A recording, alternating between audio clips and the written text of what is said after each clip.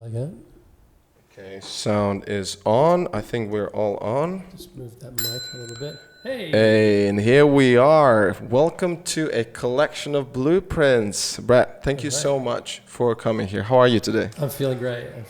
Thanks. Brett came all the way from north of Ubud. That's right. And you travel on your bike for 1 hour. That's right, yeah. Thank you so much for being here. Yeah, no, it's my pleasure. So, I met Brett, and am I pronouncing it properly? Brett. That's it. Struggling even with that. So I met Brett about 2-3 weeks ago. It was in Bloom Festival. Beautiful festival. This was my first time, so I was like, I don't know what is going on here. It was quite interesting. And Brett did amazing performance with fire. That's right, yeah. And also, I went to your workshop, cool. which was TED Talks kind of concept, right? Yeah.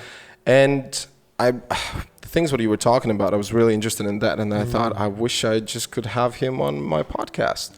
And then I thought I came over to you. You were busy at the time, but I remember you could easily just walk away and not trying to find me, but you found me at the end, and we exchanged with contacts, and now you're here. So thank you so much for being here. You're very welcome. So I would like just to start, if you could tell me a little bit about your upbringings as a child, where you were raised, where you grew up, where was your high school, about your parents, about your siblings, if you can talk. Sure. Well, I'm Australian. Okay. And I grew up in Australia for the first 7 years. We travelled around Australia, so I'd lived in Adelaide and Sydney and Brisbane and Darwin as well. And then when I was 7, we went to South Korea during the peak of the Cold War. So this was in the early 80s in primary school. And yeah, so that was a very interesting time. It was Korea at the time was under a dictator named Chun. There was no KFC, there was no McDonald's, and we were 100 kilometers from the most heavily policed, demilitarized zone in the world. Really at the peak of the Cold War period, it was between 81 and 85. With 35,000 American troops in Korea, 25,000 in the middle of the city. So there was anti-foreign attention, there was tension between those two, North and South Korea, which of course was a proxy war between the United States and the Soviet Union. And there was the real possibility of imminent nuclear war. That was a very real conversation. Because the Cold War, that's what it's all about. Because my father, he was serving in a submarine. He was on the Mediterranean Sea. He was only about 21 years old when he got called in to be there for 3 years in a submarine. So also after he got back, he got a massive PTSD, and no one really dealt with that. So he kind of found his solution or escape with alcohol, which kind of was interesting for me as a kid. But then only when he was more older, he was telling what was going on during the Cold War, and then it was kind of like, oh wow. Yeah. Well, I mean, that whole generation, there were very few coping mechanisms available for men, and alcohol was has been the default fallback. And thankfully, we've evolved enormously since that time. And there are options that are available in how to deal with PTSD or how to deal with challenging psychological or personal problems. Yeah, definitely. And I'm actually listening right now, audiobook Tribe. Have you heard of it? I haven't. So Tribe, they basically talking about all these kind of feelings and how people as humans, how they get together and actually are more stronger, more powerful during the wartime. They were talking about that. They did the research that some cities which were not touched or not influenced by war in general, they had way more cases of suicide and depression. And those areas where they did have a war, it was totally opposite. So because it's like in the times of extreme kind of being scared or whatever is the feeling, that actually brings people together, and some reason they fight through it. Which is quite interesting. When people are faced with, imminent crisis or challenge or threat, you don't really have much time to think about woe is me or more complex psychological problems, because you're in a different type of modality of being. And in that book also was mentioned about PTSD, that there were years and years before they actually start recognizing that, because people, suffering and having these breakdowns, and they're like, oh, you're just not man enough. So they didn't recognize that as actually psychological trauma, and then they start doing that after actually Vietnam war in Vietnam. So, okay, so going back to your upbringings, also like where did you go for high school? You were it was a primary school in South Korea at Seoul Foreign School, Okay. and then we went back to Australia for a short time, and then went to Bangkok, in Thailand. For 3 years. So I went to high school in Bangkok, and then I finished my schooling at boarding school in Australia, in Adelaide. So as a young teenager, as a young person, you already traveled a lot. You already experienced certain areas, certain different cultures. Well, I saw my first fuck show when I was 13. You saw your first what, sorry? Fuck show. What is fuck show? People having sex on a stage. Okay. Pad pong. And you were how? I was like, am I hearing this right? Is he saying fuck show? But you know, like as a teenage boy, I mean, I was actually terribly embarrassed by the whole thing, and it was more circus than sexually arousing. You know? I was 30 years old when I saw my first when I was in Amsterdam. So yeah. So you grew up pretty quickly in Bangkok. That's for sure. Right. So, and the reason why you guys were traveling and moving around was because of your parents, because of what they did for work? So my father was a businessman, chemical engineer and manager, and he worked for Caltex in South Korea, and another company, SGS, large inspecting company, Swiss inspecting company in Thailand. And my mother was a midwife, actually. So in South Korea, she started the first home delivery program for people in South Korea, where you could actually have your child born in your own home, and for that to happen safely. Oh, that's interesting. Yeah. So yeah, mainly you were traveling because of your dad, right? Yeah, that's right. Yeah. What about your siblings? I have two younger sisters, both super smart and beautiful, and I'm an uncle to 5 lovely little kids under the 6 and under. So they've been busy, and they're in Sydney now, live in Australia. Fantastic. How do they look up to their uncle? Is it the crazy uncle or is it the cool uncle? Definitely the cool uncle, and sometimes the crazy. Well, actually, my sister's probably the cool. Well, that's something what we have in common. I have older uncle. sister. She has 3 kids, and Cool. I haven't seen my nieces and nephew for a while now, and my nephew is now 17 years old, and he's taller, 2 heads almost, than me. So my sister's husband, he's a very tall guy. So, anyways, okay, and then university. So when did you go after you graduated high school? I mean, tertiary education was an interesting process for me. When I left school, I studied advertising, and then went to Hong Kong at the age of 21. And I've been going there intermittently because my parents worked there, and so I was a barman, a flaring barman. So like throwing bottles and. I remember that one. I remember that when you were telling in the TED Talks. Yeah. That was very interesting, and how you decided to dance on the bar. And because I have a story about, I lived in Canada and my visa ran out and I was a student, and the only thing I could do was just to be a student. But I needed some money, and as a job I was working as a go-go dancer in a couple of gay clubs in Vancouver. Well, I bet you were really good at it, and I'm sure you had lots of fat bills tucked into your tiny G-string. No, it was all transfer. So I went to Hong Kong and had this dream of working at Channel V, which was it's the Star TV's MTV.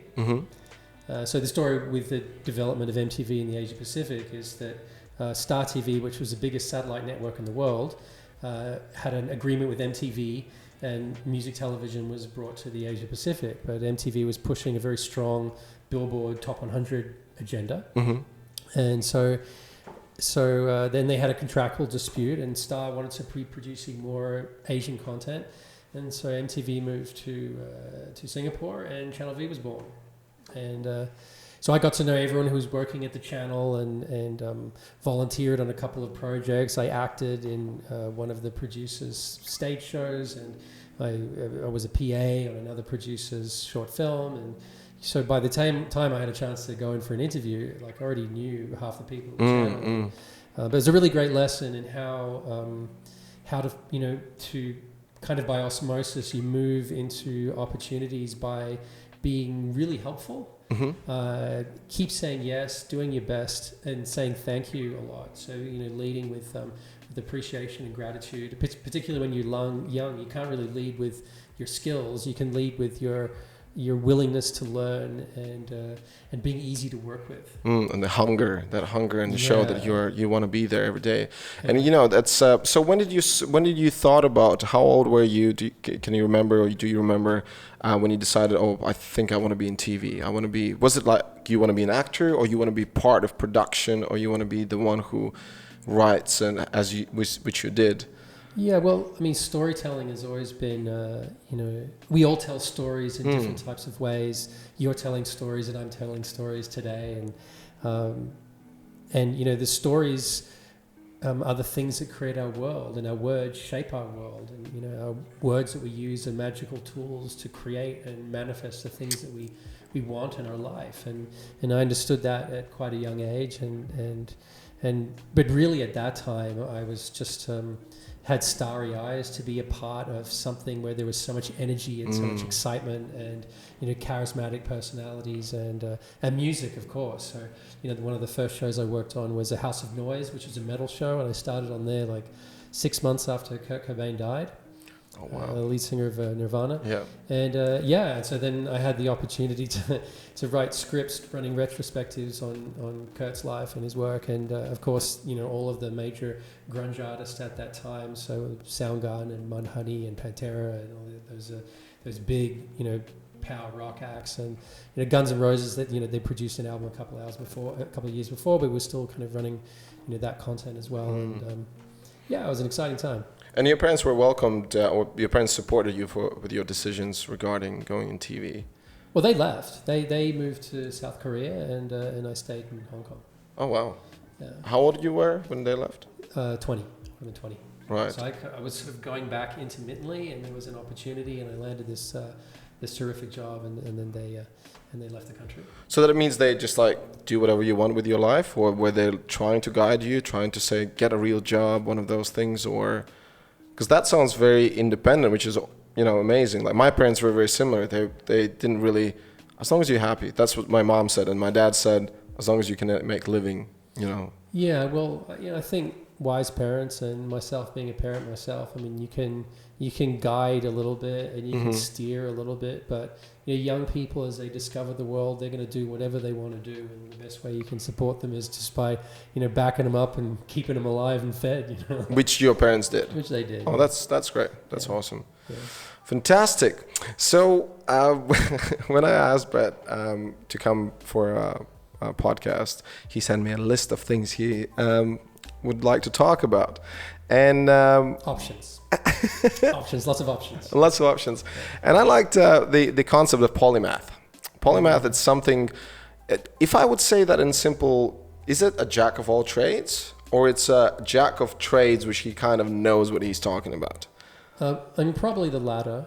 Probably the latter. I mean, I think, like an autodidact, which is someone who's self-taught, it fundamentally is someone who's really passionate about learning. So, in my own life, I've studied advertising. I'm a gemologist by trade. I'm a carbon manager by trade. I have a master's in international business. I have a master's in international relations. I've studied project management, and so I've studied different things that took my passion, and also just trying to squeeze a little bit more value out of my time. And one way of staying out of trouble, or staying off drugs, or whatever your thing is to set yourself some challenges. And certainly academia was a great challenge, because I didn't go straight into university after high school. I did some study, but I spent the subsequent 10 years getting an amazing body of working experience. And ironically, when I came back from working at Channel V with this incredible portfolio, and I applied to do fine arts at Sydney University, and they wanted me to go back and do a tertiary preparation course for 1 year. And I'm like, fuck that. I'm not going to give them a year just to get an extra 2 percentage points on a piece of paper. And then 10 years later, I was working as a lecturer at an entertainment college, teaching music video production and cost analysis, audience analysis, marketing, planning for small business, and new media and technology. So I was teaching the course that I never studied. How is that possible? Well, I Is it because from your own experience? It's Yeah, 'cause instead of actually doing academia and studying it. I had such a broad body Right. of experience that I'd accumulated over that time. I had to look up gemmology. What the hell that is? Gemmology, yeah. How did you get into it? When I first came to Bali, Indonesia, in 1997, and I had the opportunity to work for two extraordinary jewelers. Who I would call in Bali the witch of the east and the witch of the west. Could you just please tell what is gemmology? Some of the listeners maybe don't know. Gemmology is the study of crystals. Of crystals. So in gemmology, you'll learn. Gemmology is really about how light behaves when it passes through a stone. Okay. In some ways, Okay. so stones are formed under heat and pressure over time. Crystallography is the crystalline structure, the geometry of the stone and how it grows. That's influenced by different types of elements and molecules. It gives it its shape, that gives it its color, and then the refractive index, which is how it bends the light, is also what gives it its color. And so every gemstone that's in existence, has been circulating since the beginning of time, and before that it was in the ground. And so stones have incredible stories. So were you interested in that area before you came to Bali in 1997, or when you came to Bali, that's when you discovered it? Well, I worked first for Sunyata, who's living in Sanur. He was an extraordinary jeweler working in gold and precious and semi-precious stones. And then later for Shankari in West Bali, who she has an arts retreat and still continues to produce extraordinary jewelry. And I was working as one of the things I was doing general management, also working as a romancer. And a romancer, it tells the stories of jewelry pieces and gemstones. Right. And so, for anyone here in Bali or around the world who's interested in gemmology, you can look up, Melody's Kaleidoscope, which tells the story of gemstones, and in some cases it's channeled work, and what is the energetic meaning of apatite or garnet or tourmaline. And I found that a lot of the information provided was just doing things like taking the chakra spectrum, and if it's a blue topaz, it's good for communication, and if it's a red garnet, then it's good for base chakra issues and getting grounded, and if it's a citrine or an amber, which are yellow, it was all about solar plexus and willpower. Where in fact, gemmology, which really looks at the stories of these stones, is far more fascinating and far more mystical than any kind of channeled work or this fairly shallow approach to understanding the properties of a gemstone through channeled imaginings. So where was the intro? How did it start? How did you decide I would like to know more about this? My partner at the time was pregnant with my first and only child, and I had and continue to have a fascination for gemstones, and so I signed up to a course with the Gemmological Association of Australia, and once a week I would go there and for a year and learn about the properties of stones and their history and how they formed, and looking at them using different instruments. So the polariscope, spectroscope, a microscope, a hand lens, a refractometer, there's all these different tools you can use to discover the magic of crystals. Wow. I always get interested about how people decide to do those certain things. Like, what is that first thing? Like, why someone starts martial arts? Why someone does, I would like to study about business. And then what is that reasoning? And then I'm curious about that. That's what I'm trying to squeeze out of you. And you go straight away, I start studying this and this. But I'm like, why did you start studying this and this? Well, fascination, I think, is my favorite word in the world. Fascination. What is just something that so deeply intrigues you that you could just dive into it and never quite reach the bottom as you explore possibility. And everybody has, whether it's painting or love of nature or whatever people's things are, the idea of diving into something with a spirit of fascination and an eagerness to discover. So it's that spirit of discovery, and when I go into something, when I learn something, I like to go wide and I like to go deep. And it was a really pleasurable experience in a way of getting value out of that one day a week. I'm from Northern Europe, from a small country called Latvia, and in Latvia we have quite famous stone called amber. So the way amber gets created, it's basically very old wooden. Can you explain like how amber gets created? So the amber in Latvia would be in the Baltic Sea. So there were old growth forests from somewhere between 40 and 60 million years ago that over time with heat and pressure fossilized. The resin inside the trees fossilized over time, which became the amber, and then in some cases where I think there was an inland, the sea kind of came in a little bit deeper, and then that amber sort of polished on sea and sand over a period of years, and people would collect it. But for many years, amber was actually a form of currency, and it was called Electra. Oh wow! Well, I know for sure that from history. I mean, I wasn't a huge fan of history, but amber took a vast part of Latvian culture and history, and jewelry that was all about amber. And even now, if you go to Riga, which is the capital, and if you would go to the old city, you're always going to see someone selling them, and it's kind of interesting. So yeah, and then you, someone who knows obviously about it, and you can straight away say it's a Baltic Sea. I'm like, how do you know that? Is there any other places around the world, or like some famous places where you can get amber? Yeah, there's amber in the Caribbean as well. There's some amber in the Caribbean, but like the most sought after amber is the amber coming off the Baltic Sea. Right. To my knowledge, it's been a little while since I was in that world, but yeah. Right, and do you still do anything about this area, Gemmology, and are you involved in it at all? I mean, I have a collection of crystals, but crystals, they kind of go on their own journey. Like almost all the crystals I've had in my life, I've had the opportunity to give away at some time.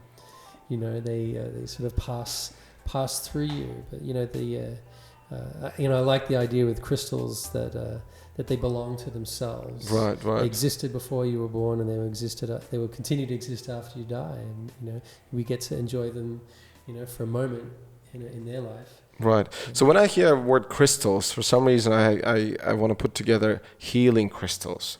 Can you tell me more about that? What is the healing crystals, and how does it actually can heal you as a person? How does it work?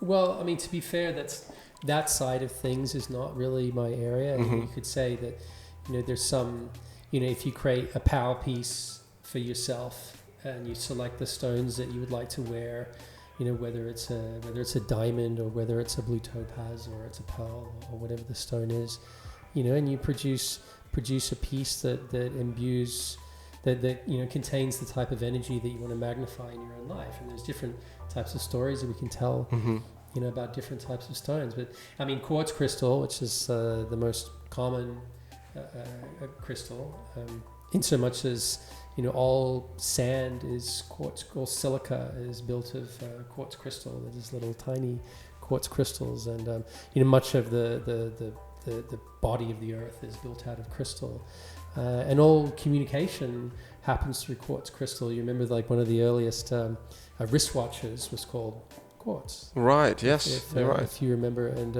and so a quartz had actually been used as one of the componentries as a timekeeping device. Right. Yeah. There's lots of interesting. I mean, quartz is left-handed and right-handed, so that is to say that it's sort of stacked on horizontal striations, and it can spin in one direction or the other direction. Well, that's our first segment. We talked a lot about gemology and about other things. We're going to touch upon something else in the next segment. Great. Okay, we're back. This is our segment 2 here with Brett Elliott. That's right. Right. And is that the full name, Brett Elliott? Do you have a middle name as well? Well, my chosen middle name is Sense. Sense, okay. Sense. Yeah. Well, tell me how that happened.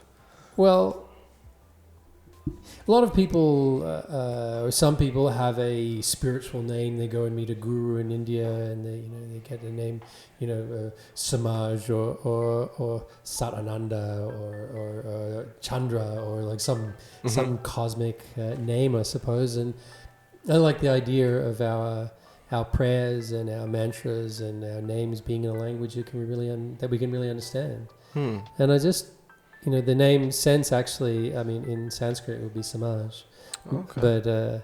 But sense in that one word and that one syllable contains so much. It's our sensory body, and it's the machinations of the mind. It's to make sense of, or to have common sense. And it was just, for me, an incredibly elegant word that kind of united the two hemispheres of the brain. And as a fire dancer and as a creative who's also worked in the finance industry, it perfectly sort of summarized that left-right brain. In the intermission or in our break, I was talking to Brett about so what could else we talk about? There's so many things to talk about. Can we talk a little bit about your first time coming to Bali in 1997? And then you've been here for 3 years till 2000. That's right. And can you tell me how big of a difference is between how it was then and how it's now? Yeah, well, I mean, firstly, I was working in Hong Kong for a toy company, and we were making ultraviolet pre-millennium party merchandise. Ultraviolet pre-millennium party merchandise. Okay. Yeah, so like ultraviolet spinning discs and UFOs and strobing black lights and black lights, which should be like for parties, for festivals. That's right. Okay. And I came to Bali in '97 to meet the guys from Space Tribe. So Space Tribe is one of the legendary founders of the early psychedelic fashion, where they were doing fractalized prints onto lycra. Right. That was led by two brothers, really, Mikey Wisdom, who was producing that, and Ollie Wisdom, who's Space Tribe the music. And so I came here in '97 and just had a profound epiphany. Actually, I fell in love with the island, and I was here on retainer. I was only in Bali for 2 weeks, and I just went, I could live here. I think I will. How common is this story? I came to Bali for 3 weeks. It's been almost 5 months now. Right, yeah. And I just got my kitas. It's a visa which allows me for 2 years to come back and forth. That's great. And I honestly, I meet so many people who say the epiphany, or it's just a profound feeling and just feels like at home. Because I think for me, one of the main reasons why I feel like at home, because I meet people like you. I meet people, just very interesting people, and they traveled and they had their share of experience, and that's what, for me, that makes feel like I'm not the only crazy person.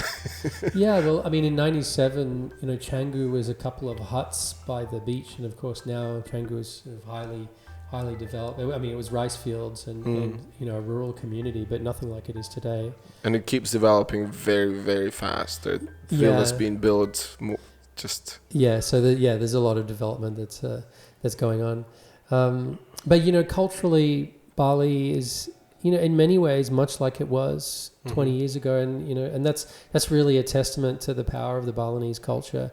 It's a very young culture in many ways. It's continuously adapting and growing, and so you may see this beautiful dance, Balinese dance, and you think, wow, we're witnessing this ancient dance that it was actually, produced by the dance company in Denpasar like 20 years ago, and then it's sort of become part of the, what people do in their communities. So, the Ogo Ogo, which means monster.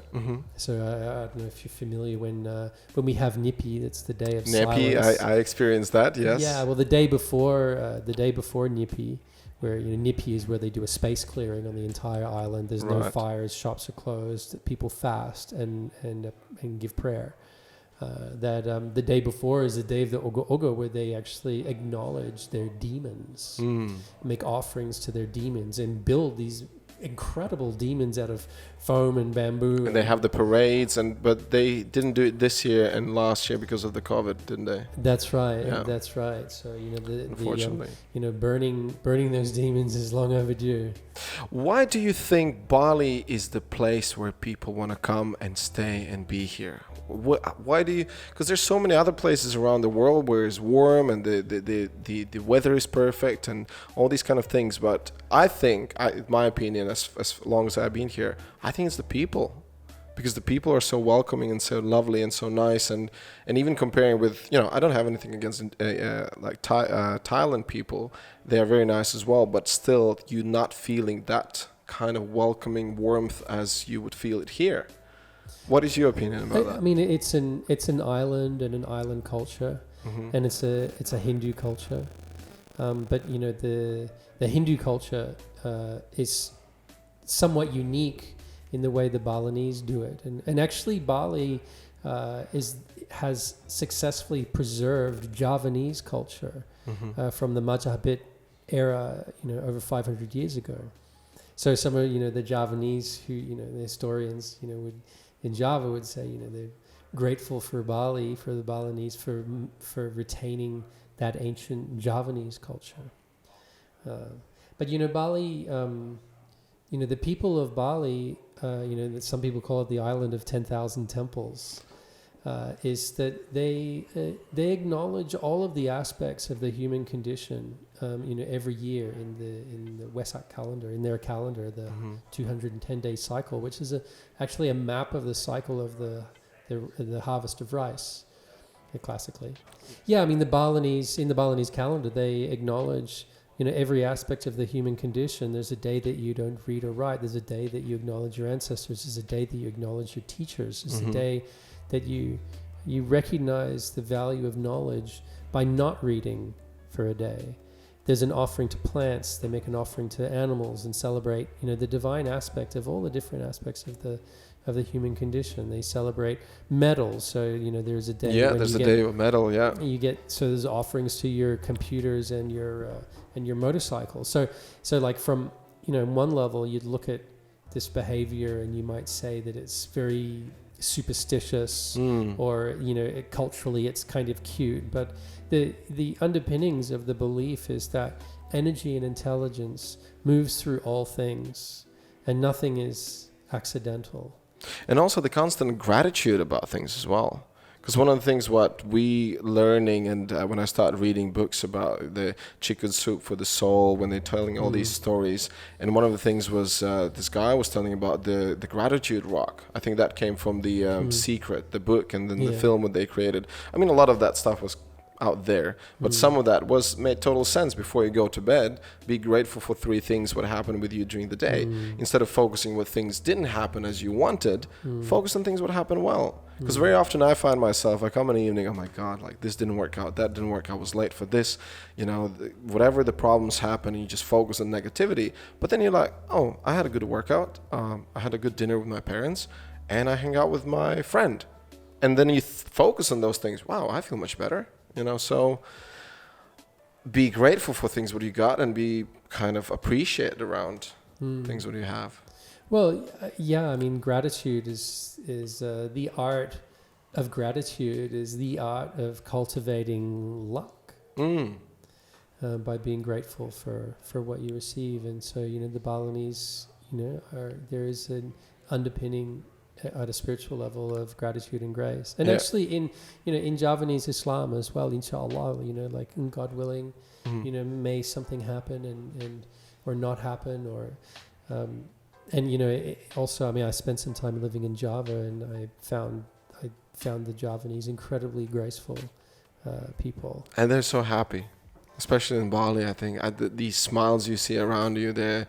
I went to a water park a couple of weeks ago, and people who work there, they just all the time just smiling. Well, obviously they feel like it's work as well and those things, but in general you see around people just happy.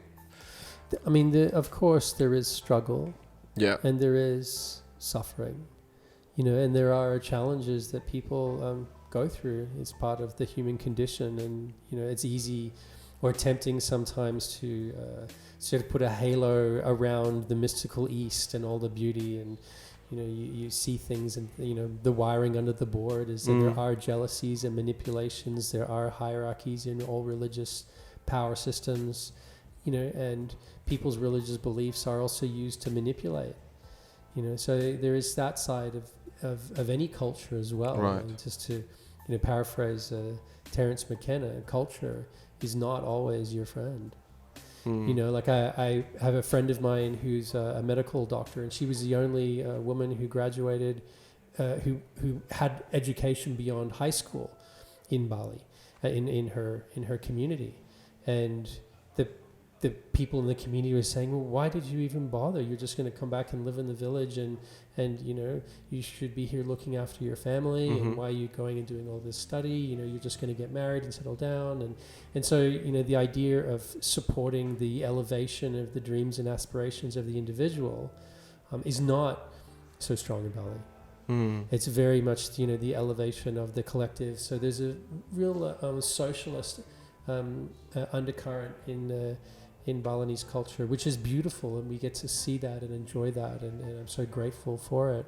But for individuals in that culture, you really are joined to the hip with your culture, and it's very challenging to break away from that if you're more of an individualist. Right. So that's for us who come here, expats or tourists. We see one side of the coin, but there is definitely other side of the coin, which we don't really see. We would notice that when we know more about them, when we actually learn about the culture and the local people. And it's true. I come from a very small town where even my religion background was Catholicism, so that's where I was raised. And a lot of people just didn't even see the idea of like leaving the town. Why would you leave the town? Stay here. It's like, we're fantastic. Everything's great. The curiosity, that's what got me out of my little town. So Brett, can we talk about, you also said, my message is how to live a multi-dimensional life, activating the 8 levels of intelligence. Okay. Please. Okay. Well, that's a really big topic. But in short, there are different levels, different types of intelligence that we exhibit and present at different times for different reasons. Why 8? Is there a specific reason for that? Well, this is built on the system is built on Timothy Leary's exopsychology. Okay. Which I consider a very elegant system. But basically, the underpinnings of the idea is that we have a physical intelligence. So that's our natural biological response to different types of circumstances. In many cases, those are automated responses. We have an emotional intelligence where we receive signals through the central nervous system that get filtered through our conditioning and our genetics, and then we interpret that information to mean something, and then that can generate emotions that move around in our body and cultivate sensations and ideas and thoughts. And there's emotional intelligence. There's conceptual intelligence, how we formulate ideas, how we've taught ourselves how to learn, the lens through which we see the world and the way we formulate ideas. There's social intelligence in the way, the rules of the game in which we interact with others. So if when you're in high school or you're in university or you're in a new job, to fit in the kind of the environment and to be part of it, and because if you don't play it by the rules, very often you can be pushed out. And so that's the exercise of social intelligence is how you learn the rules of the game and how you see your place in the world. And those first 4 forms of intelligence, to some extent, and for many people, are automated. We think that we are sovereign beings thinking independently, where in fact we're just the result of our environmental conditioning and our genetics and our traumas and our experiences. So the idea of being a true, exhibiting true freedom and freedom of thought is to be able to see what those forms of intelligence are and to successfully transcend those, which Leary calls chapel perilous.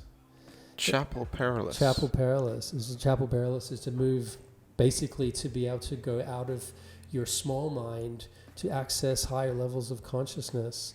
And part of the reason it's called chapel perilous is the last thing that your mind and your relatives and those old ways of being will tell you just before you leave is, if you leave me, you will never get me back. And so that's the peril. It's the same if you have a psychedelic experience and you have the courage to go completely out of your mind. You can discover new amazing things. So then, in sort of rising above these different levels of conditioning, you discover sensory intelligence. So sensory intelligence is your ability to internally generate bliss states. So we have different glands in the body. We've got the ovaries and the gonads. We've got the adrenals in our solar plexus. We have the thymus just behind the bump on our sternums. We have the thyroid, the pituitary, and the pineal and the pituitary. And really the best decoding of the chakra system is, in fact, the chakras are glands. And part of self-mastery is to realize that those hormone-producing glands can be stimulated voluntarily. So that is to say, you can be watching a really scary movie, and like you know that you're sitting in a cinema, and you know that killer on the screen isn't really going to creep up behind you, but when the music kicks in, it's still going to make you jump. It's still going to make your heart beat. But that is a voluntary response that can kick in those adrenals. Or if you see something that's arousing, it's not like you have a lover caressing your warmest parts. You're actually just viewing something. Again, it's voluntary. And if you're in a different state of mind, then you'd be watching that scary movie and you're completely preoccupied, and it doesn't generate any of those responses at all. And what that tells us is that we can actually generate those feelings internally, and the really exciting feelings that you can generate are the experiences of bliss and joy or quietude in the mind, where you can actually rise above the mind to get into a state of no mind, which is really the purpose of meditation, is to quiet the mind, which you can do through swimming or walking or jogging or sitting or running, or making love. Yeah, whatever is the kind of makes your mind peaceful, like that. Feeling. Well, the act of quieting the mind in this case is actually to change the brain waves to be able to drop into different states, different sort of vibrational states. That is quite a lot of intelligence shooting this way, and I'm trying to grasp at it. But one of the things that really got in my head was the environmental conditioning, and that is something, as you mentioned, and that is something what you see that so much, and I saw that as a kid, and I remember right before I left Latvia and moved to Canada, I was just so environmentally conditioned that around age of 25, after you got your master's degree, you got your job, you have your girlfriend, this is pretty much it. Now you get married, have kids, and this is your life. And, we kind of follow the steps and the system or whatever, and that's environmental conditioning. What could be your suggestion for people to kind of rise above it in a way of, what are the steps to rise above it? Do you read? Do you travel? Do you experience something else? And how to get to that point, and how to convince yourself that there's something more out there instead of... There was a discourse I once heard by a fellow named Robert Anton Wilson, who read a book by Aleister Crowley that was recommended by Alan Watts, who was telling a story of meeting a Tibetan monk who would run this simple little exercise, which is, why am I asking this question? Why am I asking this question? Well, I'm asking this question because I have a body, my mouth moves, and I'm thinking. I'm asking this question because I've been everything that's happened prior to, this moment in time that's brought me here in this precise moment. I'm asking this question because, because 48 years ago, my parents had a hot night out and they conceived me, and so you can keep asking the question, why am I asking this question? Why am I asking this question? It's one very simple little exercise to try to bring you closer to understanding the meta mind, which is the observer of your thoughts, and as you get closer to being able to observe your thoughts as they wash in and wash out, and that's a very simple practice in transcendental meditation, and a lot of different practices is to observe the observer. Then you realize that the observer who's observing is not subject to the conditioning of the observed. Oh my God. Can you elaborate? Can you put it in a little bit easier way?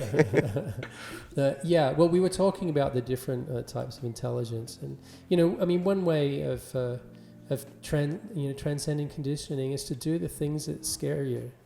Okay, so stepping out of your comfort zone. Stepping out of your comfort zone is a really simple way of tackling conditioning, because obviously we're conditioned to be afraid of certain things. So maybe, you know, the classic fear is fear of speaking in public. I think, you know, something, you know, that's... What is it? One of the biggest fears is the fear of failure. Yeah. You know, that is, and anything. And I think what helped to me was then, since I was a kid, I did so many different sport activities. I did singing in a choir. I did public speaking. And I remember when I started singing in a choir, I was horrible. I was so shit. But my teacher, she was just so lovely, and she never like told me exactly like you're bad. I remember my mates saying like, Renars, you're not a good singer, but we like your company, so you're kind of hanging out with us. And also that understanding that, oh, I'm actually not going to be good in everything, but I can try. The worst case scenario, you know, they can just ask me to leave. But just to try and do those things, and as more you do, that's like kind of flexing your muscle, as easier for you to be able to do different bigger steps, you know, like moving from country where you lived all your life, and now you all of a sudden have to be somewhere else. So what do you think of that? Am I on the right path? Well, failure is a really important part of life. You know, like if you try and do something and you're not successful in the way that you might have imagined, that's just the way life goes. Right. But it's part of the learning process. And in my own life and the failures that I've experienced, where I set out to do something and I did not achieve the level of a success that I'd hoped, I became more and more determined to know that even if I'm not successful, that I did everything that I could to be successful. I will do this. Yeah. I love that. Yeah, whatever the thing is. So then that way, if, well, you know, like say you're pitching for a job, or you're going for an interview, or you want to get a part in a play or a movie, or whatever the thing is, and, you know, just show up with your best self. And, you know, if you don't nail it, then at least you know you did your best. And there's no failure in that. Yeah. There's no failure in that. And you know, the same with pitching for jobs. Like, you've got to start a business and you're trying to get money. And like, as an example, I mean, I've been writing investor documents for people raising capital for the past 10 years, which is telling stories with words and numbers. And the best thing that you can do is really take the lessons that you get from every knockback and just thank them and ask them why. And also be not being afraid from critique, or the constructive criticism, as they try to say, instead of just saying you were not good enough. I think that is the one, you know, I'm afraid to be a failure. But every time in my life when I knew I did it and I thought I did the best, but then people tell you like, actually you can improve this, you can get better in this. And then I realized if I wouldn't get those lessons from those people, I probably would never get, you know, better. And sometimes you're going to fail, but with failing, you're going to meet someone who is going to maybe get you in the right path and give you some nice kind of advices. Well, some criticism is constructive, and some criticism is deconstructive. Okay. And deconstructive criticism can be useful too. So if you pitch an idea for something that you want to do, and the person says, that is the stupidest idea I've ever heard. Right. That is ridiculous. Right. You are never going to make money out of that. Just forget it. You should. Then it's okay to pause for a moment and go, maybe they're right. Because the conditioned response would be, how dare they? You know, you identified so strongly with this idea of this thing that you want to do, and then someone has just gone and shattered your world and said it's completely crap, and then then your ego and your sense of self and your sense of attachment to this thing suddenly gets all fired up, and it blocks you from actually hearing what you may need to hear. And that's one of the hard lessons as you go through your 20s. I think particularly men in their 20s, you know, as you get those hard lessons that you don't want to hear, and then so eventually, you know, you get punched in the face enough times when you finally get it. Because, you know, part of that, you know, the way the world tends to bash us down in that way is to cultivate some humility as well. And one of the antidotes for, or one of the ways of cultivating humility is of course gratitude and deep listening. Yeah, that is definitely true. And this is our second segment, and we're gonna move on to third in a bit. Okay, this is our third segment here with Brad, and we had some fun so far. So far, it was good. We've got a lot of ground. Yeah, we've got a lot of ground, and to be honest, like for me, my intellectual capacities are barely following what is going on around here. But listeners, you're probably smarter than me, so. And I'm probably going to listen this afterwards and try to understand what is going on. So we covered 5 levels of intelligence so far. That's and we have 3 more to cover. Yeah, that's right. Well, I mean, last we talked about sensory intelligence. That's the idea. When you come to a point where you realize that all the sensations and the feelings that you're feeling, whether it's happiness or sadness or joy or anger, or there's really visceral emotions where you know that like your adrenals are pumping, your endorphins are pumping, you've got serotonin or dopamine pumping, whatever the chemical that's running around your body that's creating the feelings and the thoughts that are coming up for you, is that they're self-generated and they can be managed. Like a nano blip away for everybody who walks this earth is the sense of complete joy. It's just like it's there, just a moment away that you can harness. And so I call that the cosmic joke, is actually having access to the cosmic joke, like however tough things get in life, and I think everyone's had that experience where you've been like had a despairing moment and all you can do is just laugh and then suddenly you feel a lot better. I have perfect example for this. Yeah. When I lived in Canada, I spent 3 years there just to work on the goal that I would have my permanent residency there, and I wanted to live there. And then on the 3rd year, and I was a student, and I went to LA for a couple of days, and as I was coming back, they decided, this guy looks interesting, let's check his bag. And they went through my bag and they found my notebook where I was writing down that I was working in these clubs as a dancer. And I only had the student visa, so I'm not allowed to work. And this lady, very cute lady who worked there, she's like, so Renars, you have 2 options. The first one, you can deny that you've been working there, and we're going to let you go back. But then we're going to send an investigator to those places. And if we prove that you worked there, we're going to kick you out from Canada for good. Or the second option is, yes, you admit that you did some work, and we're gonna ban you for 1 year. And that's where I was like, yeah, I did some work. And then she's like, okay, we're banning you for 1 year. We're gonna put you in this little cell for about like 4 hours, and then you catch a flight back to States. And then I went to States and stayed there. That was a moment when I was sitting in that cell, and I was like, I have 2 options. I can cry about this, which is not gonna help at all, or I can just laugh about this, because one day when I'm going to be older, I'm going to look back to it and it's a good laugh. And also the reason why I kind of had this idea about these 2 choices was I read the book just recently before I got doing all this traveling, 7 Habits of Highly Effective People by Sean Covey. Yeah. And one of the first ones is when he says like, you always have options. You can choose this way, or proactive. You can be proactive or reactive.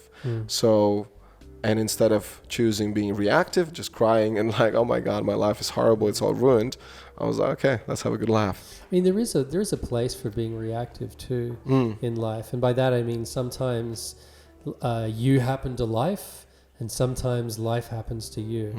And so we can have a very aggressive and bold relationship with trying to get the things that you want in life and go after the things that you want. And then sometimes you just keep on bumping up against resistance and blocks. And so sometimes the universe is telling you just to relax, just to listen a little bit and let life happen to you a little bit. And then, so I found this in life that sometimes, I'm happening to life and you're on the front foot, and other times just by, floating in the current rather than swimming against the current, that you can get to the place that you didn't know that you needed to go, that unexpectedly gets you to somewhere even better than you were trying to get to. And that's where the saying comes from, go with the flow.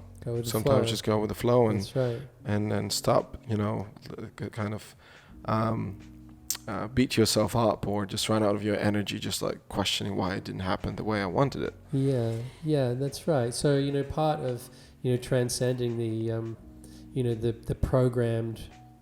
programmed types of thinking is also knowing how to surrender and how to listen to the world around you, and deep listening, really deep listening. Like, you may find yourself, you're really upset about a whole lot of things, and what you're not listening to is you've been putting too much pressure on your liver. And it's actually all the things that are happening around you have nothing to do with how you're feeling. You're not processing your feelings because you've been drinking too much, or you've been eating too much, having too much salt, or this. So you're getting signals, and we misinterpret those signals sometimes. And that's where, part of being a multidimensional human is that you have a sense of the point where your feet is touching the ground, and you have a sense of the conversation having the back of your head, and you're present to the conversation you're having right now, and you can feel the thing that you're digesting from a couple of hours ago. And, at the same time, you may be present to, higher guidance or a sense of higher self. You may be, aware of a bird that's tweeting in the background, and the environment that you're in. So, part of being, as our consciousness expands, is practicing being aware of multiple things, and that's a pathway to getting out of our own heads and into the world around us. Yeah. Which kind of leads us to psychic intelligence, actually, which is the 6th level of intelligence. So normally, people have this idea that if you're psychic, it's somehow like you're reading somebody's mind or something like that. But in my opinion, experience, and observation, that we pick up signals from the world around us and from each other through our central nervous system, which is profoundly sophisticated, that has its nexus point around the heart and in the brain, of course, is like the core point, and around our gut as well. So we've got brain neurons in the gut and the heart, and of course in the cortex. So if someone's angry at you, and they're shouting at you, and you think to yourself, wow, this person's really angry at me. It's like you're seeing one shade of red, you say, and you're calling it anger. But if you're listening and you're feeling, you're going, well, okay, this person's really angry at me, but actually they're really angry at their self, but actually they're really angry at their father, and it's not really anger, it's a sense of frustration, and what behind this frustration is hurt, because when they were 6 years old, there was an event in their life where they experienced trauma and they haven't properly processed that. So that would be an example of psychic intelligence, where you can go a little bit deeper to how you're experiencing the world around you, to feel what's really behind that. So, we could reasonably say there's a million shades of red, and if you're only seeing one shade of red, then you're looking at the world like Lego blocks. And you're putting it into 6 different color categories, where in fact, we live in a multiplicity of worlds and experiences. And so psychic intelligence is, authentically working with the central nervous system, which gives us signals for around us, and getting better at getting out of the way of the filters to get deeper insights into what the world around us, the people around us are telling us. So that's really an evolution of emotional intelligence. So emotional intelligence is more orientated with, with how we manage the motion of energy inside of our bodies, whereas psychic intelligence is where we've cleaned up the mess of emotions inside of ourselves to actually pick up authentic signals around them and interpret them effectively.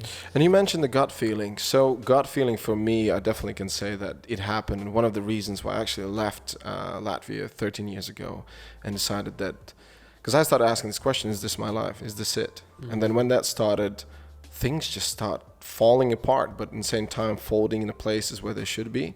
And my gut feeling was so strong that I need to do something else. I need to leave this country. I need to travel.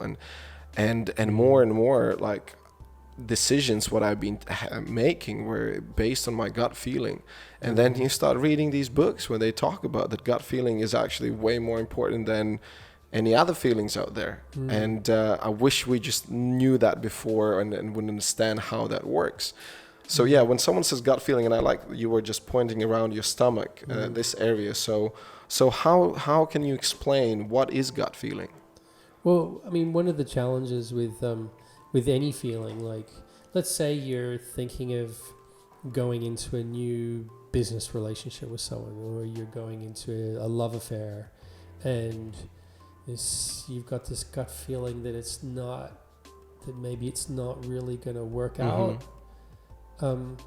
But it may work out. But in life, things are rarely perfect.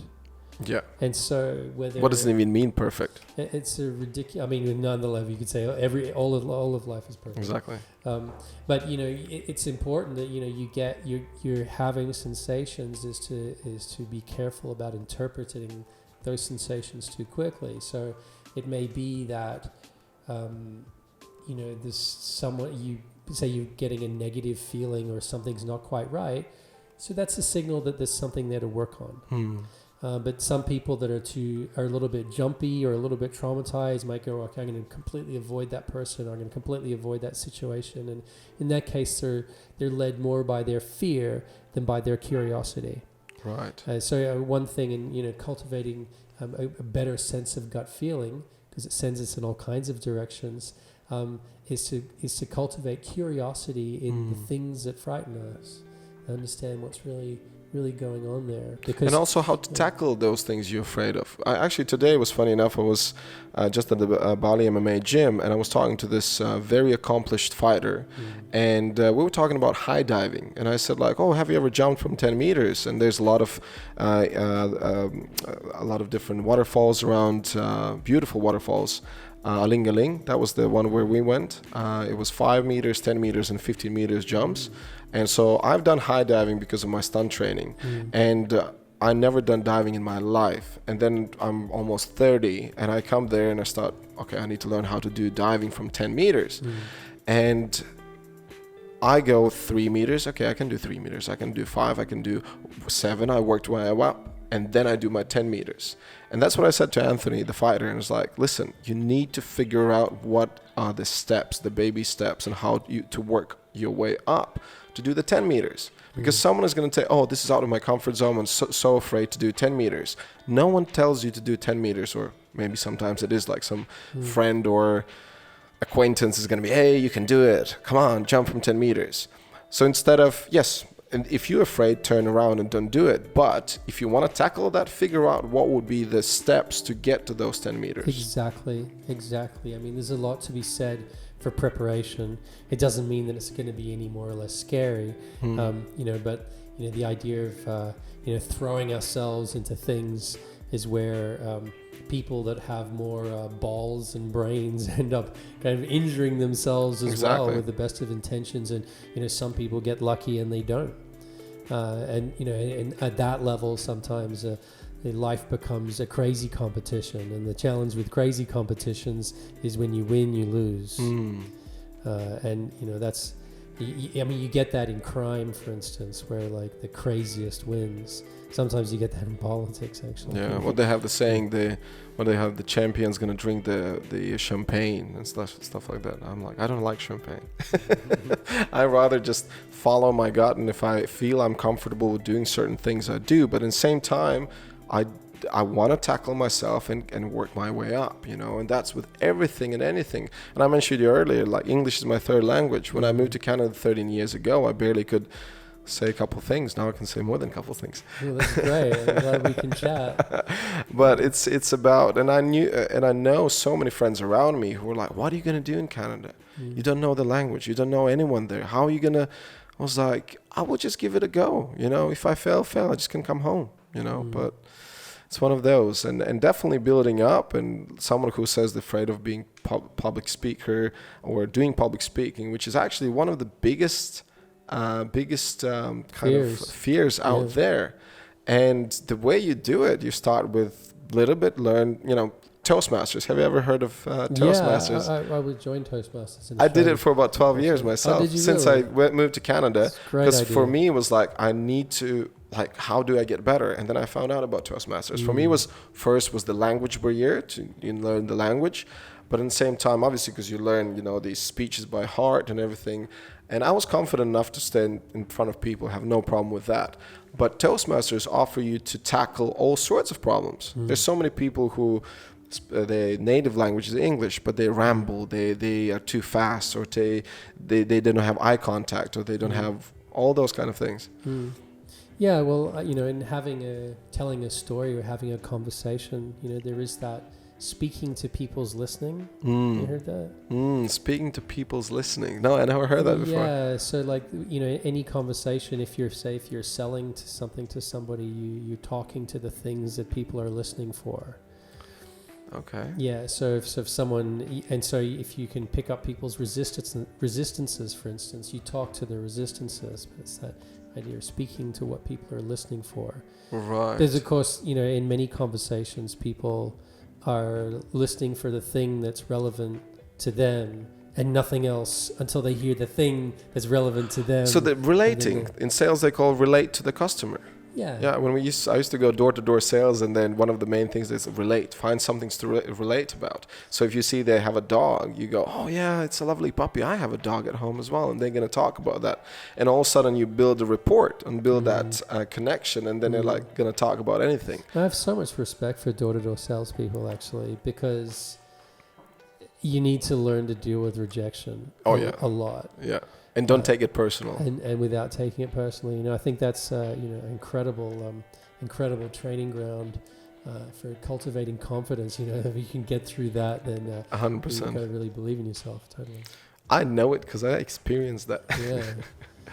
Yeah. Can we talk a little bit about your involvement with the preservation of environment? Yeah, we can. I mean, what is the journey? How long you've been actively taking part? Yeah, well, I mean, the single prerogative that every human being has, that we have a responsibility to protect the world around us and to preserve the world around us. We have a responsibility to all future generations to create a sustainable civilization in our lifetimes. Because if we don't do it in our lifetimes, then we're dealing with catastrophic runaway tipping points that are really going to be an existential threat for future generations. And when the writing is already on the wall that we're dealing with significant global catastrophe, environmental catastrophe, and you know we need to turn this ship around very quickly. So like I understood this fairly 20 years ago, like fairly early on. And then of course when Al Gore came out and started telling the story of the inconvenient truth, which is unrestrained economic growth has its limitations. And the classic issue in the management of countries is, say, in the world of Renars, there's a 1 million hectare forest, and we chop down that 500,000 hectares, and we produce toilet paper and toothpicks, and we create employment, and we create jobs, and then the GDP for that year for the country looks amazing, because that 1 million hectares as an asset was not on the books to start with. It was just like this resource that could be exploited, like it was somehow continuously renewable. And that's the concept. The concept of sustainability is that whatever that we're creating it from a resource that can be continuously renewed. And at the moment we are living beyond our means, and it's a significant issue to challenge. And so I studied carbon management in 2012. So carbon management is one way of accounting for the release of carbon dioxide or what's called a CO2 equivalent into the atmosphere. And there's like kind of an international ruling by that as well, that countries shouldn't exceed the level of carbon emissions. When I started business, I did quality management, and it was ISO 9001, yes. And that was specifically for Europe. And there was, I think we touched about this question. And then if certain country exceed that, then they're going to get some kind of penalties and things like that. How well is it organized in the world? Like, do they actually maintain that you're not going to go over it, or? Well, international law is complex because there aren't very strong enforcement mechanisms in place. So for instance, there's 100, almost all the countries in the world, with a few exceptions, are a signatory to the Charter of Human Rights, to the Covenant of Civil, Political and Social Rights, the Covenant of Economic Rights, and so on, the rights of the child. But there are no enforcement mechanisms in the event that, say, Sudan, who's a signatory, if they breach those covenants, there's no one that's going to come and knock on their door. There can be individual sanctions that either the United Nations can rule sanctions, and that's very rare. Individual countries can put pressure on countries to turn things around.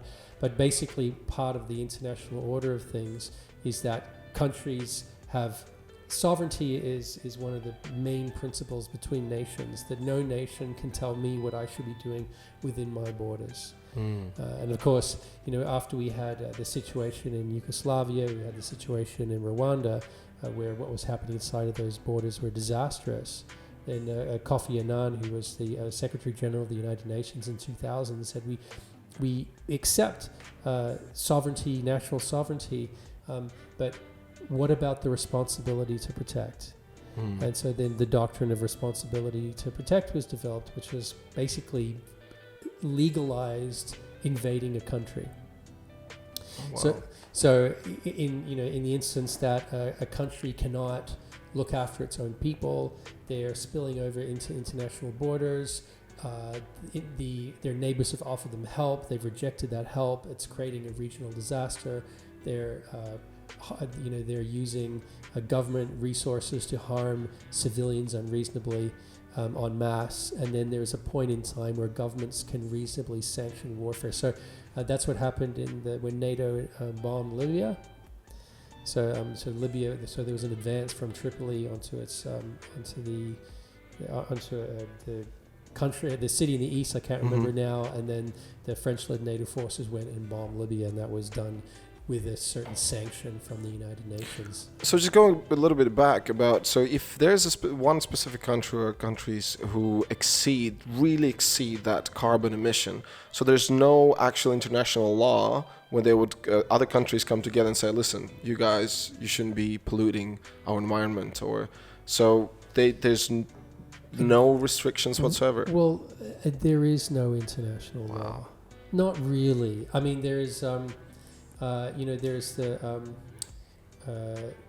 there's some heads of state have been brought to trial at the International Criminal Court, and there's what's called Just Kogan's crimes, which is 5 different categories of crimes against humanity, where individuals who are led armies, for instance, can be charged. So a former military general in Serbian general was charged, for instance, and put on trial in The Hague. So those are individual cases, but like enforcement is one of the great challenges. And basically, unless you write that international law into your own national legislation, it's not really a law. Wow.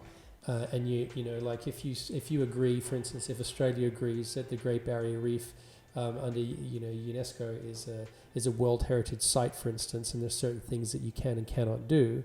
Well, they go and do all of those things, and there is no enforcement mechanism that's going to come in and tell them off or as you mentioned about the reef. Like I just recently went to Nusa Penida, which is 45 minutes on a boat from Bali, and I didn't see myself, but I heard these stories when the locals they use explosives for fishing, and then destroy the local coral reefs, and then there's so many like expats who are very passionate about it, and they come in and like, why do you guys do this? Like, can we stop this? And the locals, well, why not? This is how we've been doing this for years, or this is our land. Who are you here to tell us what to do? Yeah, and I think the answer to that is, you're a global citizen, and in a world without borders, we really need to strive for a more mature humanity. But you're quite right. And that was one of the things. What is one of your missions? Yeah. It's about striving for a more mature humanity, which I love that concept. Yeah, it's a really interesting question of what a more mature humanity would look like. I mean, I travel with the Balinese spiritual master as his translator as a fluent Indonesian speaker in the late 90s through England for 3 months. And so we were in England for the end of the turn of the millennium. And so we all kind of made a wish for humanity that came to him. And, you could wish for, peace or joy or happiness or peace on earth and all these kind of beautiful things. And, his wish was for a more mature humanity. That's an amazing point. And that's just stayed with me for most of my adult life, actually, as being a really powerful, because it begs the question, what would a more mature humanity look like? And the answer to that question can continue to evolve through your own life, which is, all good questions, the answers can continue to evolve as we grow, and the answers are in many ways less important than just really treasuring powerful questions. That's fantastic. So this is our third segment. We can do one more, just the very ending. Okay. In my opinion, you're a very good speaker. Thank you. When I saw you first time, you've done public speaking in the past, and you have so many things to share about. Thank you. So how often do you do speeches? Do you go anywhere around Indonesia or travel around maybe Western countries, which I think you should do as just a speaker and to promote the values and things what you're very passionate about? Thank you, and I really appreciate that. I mean, I have had the opportunity to speak. I ran a workshop series for several years in Australia, both teaching about the environment, environmental issues, and also on Timothy Leary's exopsychology, which is that 8 tiers of intelligence. And I've also had the chance to speak to Indonesians in Indonesian. Actually, because you speak Bahasa. In Java. Yeah. How many languages do you speak? I speak 2 really well, and I speak 2 more not so well. And what are those 2 not so well? So Korean and Thai. Oh, okay. But because I lived in Korea for 4 years and lived in Thailand, right. so I would say Indonesian and English are my languages. Right. Yeah. And then when you speak about these things to Indonesians, like what is their usually reaction? Well, the conversation was about looking for bigger problems. The small people have small problems. So if the biggest problem in your life is like your mother is annoying you, your father is bossing you around, your neighbor is giving you trouble, and all you're really thinking about is your next meal, you're living a small life. And people that are big people, quote unquote, are people that tackle bigger problems. So the conversation was about having the courage to tackle a problem that's a little bit bigger than yourself. Yeah. So, and the conversation that I had with that community. So that was actually 3,000 people in Java, and I was on regional television in Java, so the conversation was about. Your parents could swim in the local river. So how many people, your parents could swim in the local river? And especially in Jakarta area, where I went there for a couple of days. I went to these places where I was actually asked a friend of mine, is there like waterfalls around and stuff? And she actually sent me to this waterfall, and I got there. The water stunk so bad, and they have all this there's some kind of a factory nearby, so they had the old sewage just going in there, and I see little kids playing around, and like my heart just I was literally crying because I could think straight away like if that would be my childhood, and I grew up next to a beautiful river and clean lakes. And not a fault of my own, I need to, or they have to experience this.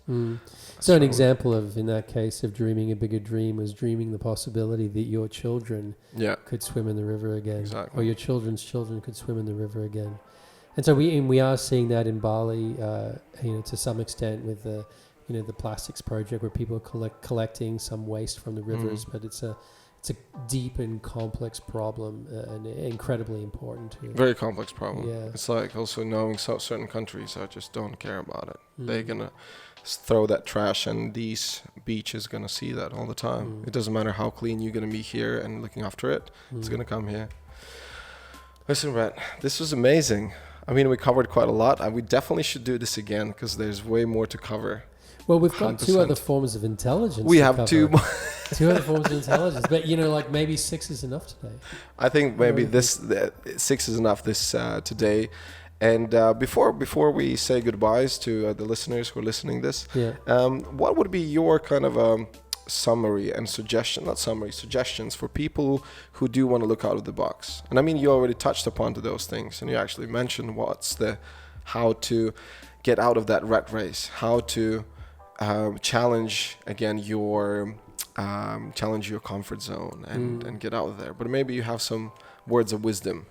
Well, the the really simple thing is, you know, from time to time, just to be able to embrace yourself. Yeah. And just take a breath and remember that every breath is a miracle. The possibility of being able to be alive and self-aware and to participate, you know, in life itself is so profound, you know, like I couldn't agree more. and just stay present to that, you know, breathe into it, tune into that possibility, and just remember that, you know, life is an incredible privilege, and so enjoy it. Fantastic, Brad. Thank you so much. Yeah, Thank you you're so very much. welcome. Cool. Another fist bump, Awesome. and that's us.